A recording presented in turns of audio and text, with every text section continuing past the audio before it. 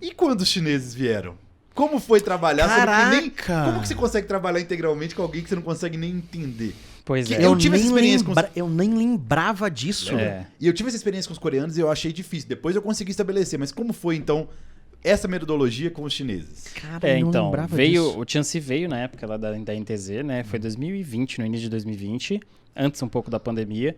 E não foi fácil, assim, eu tentei, de certa forma, criar esse vínculo, né? Acho que o clube tentou ajudar também, a gente saiu pra comer e tudo, sabia falar um pouco, tipo, mesmo que seja por mímica, eu assistia esporte, chamava ele pra ver também, então a gente tinha uma relação ali razoável, mas não é a mesma coisa, né? Então é mais difícil e a pessoa precisa estar muito mais aberta, o que é culturalmente diferente, né? Para nós brasileiros, é o que eu falo, às vezes o pessoal fala de treinador estrangeiro que vem pra cá e tem certas barreiras, né? Às vezes é muito general, às vezes não é nem um pouco general. E aí é ignorado. E eu sinto que essa é uma coisa que eu desenvolvi ao longo do tempo, que é saber me conectar com as pessoas, né? Porque eu sinto que, assim, por que o jogador vai confiar? Ele vai confiar mais em mim se ele já confia em mim pessoalmente ou se ele não confia em mim pessoalmente, né? Então tem uma frase que eu gosto bastante, que é que o Doc Rivers fala num dos documentários, né? Do treinador da NBA, né, um dos mais vencedores. Ele fala assim, o pior conselho que eu tive na minha carreira como treinador é não se aproxime dos seus jogadores. Né? Ele fala, cara, esse é o pior conselho da minha vida, assim, que me deram um dia. E eu me identifico com isso. Eu me aproximo dos jogadores. Claro que eu me aproximo. Eles são pessoas, eles têm que confiar em mim, eu tenho que confiar neles. Né? Então, uma relação, uma negociação de confiança entre cada um ali. E eu sinto que no dia do jogo, os jogadores não precisam me citar, não precisam falar nada. Meu trabalho é backstage, mas eu sinto que eles vão confiar em mim naquele dia e que eu vou confiar neles naquele dia. Então, essa confiança de...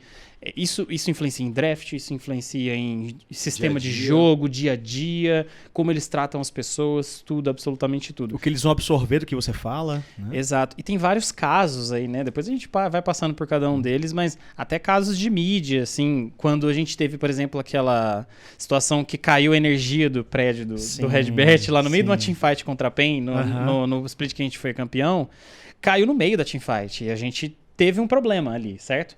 E aí, quando acabou o jogo, obviamente o pessoal tava chateado, tava puto e tal.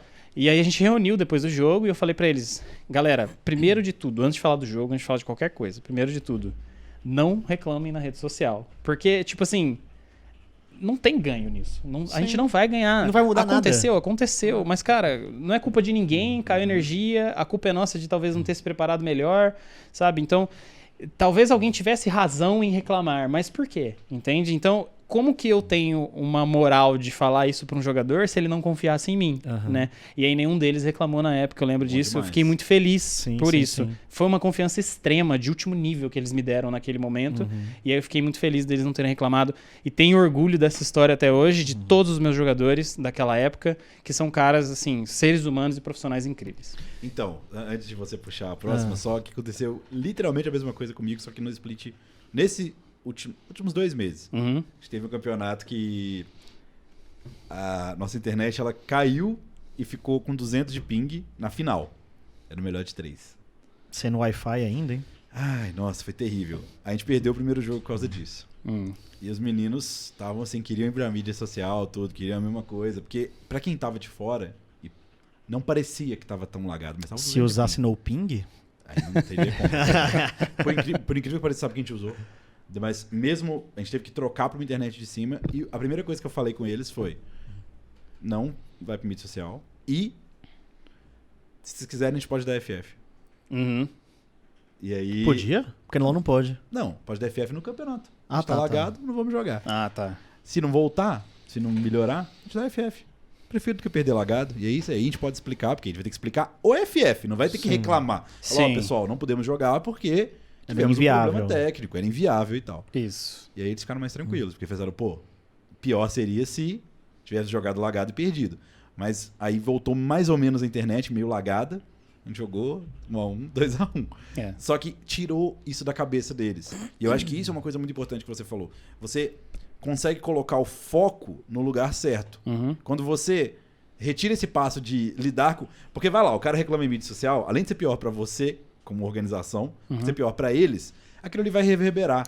Mídia social não é uma reclamação. É uma reclamação que vira uma resposta. Aí o menino vai ler aquela resposta, vai pensar, será que eu respondo ou não? Gera uma preocupação. Então você está 100% correto e é uma coisa assim que, claramente, eles darem o voto de confiança é louvável, mas eles mesmos não sabem o bem que eles estão fazendo para eles, de evitar esse desgaste. Dor de cabeça extra não vale a pena. Né? E eu acho que isso é um papel nosso, sabe? Como profissional e como mentor deles, né?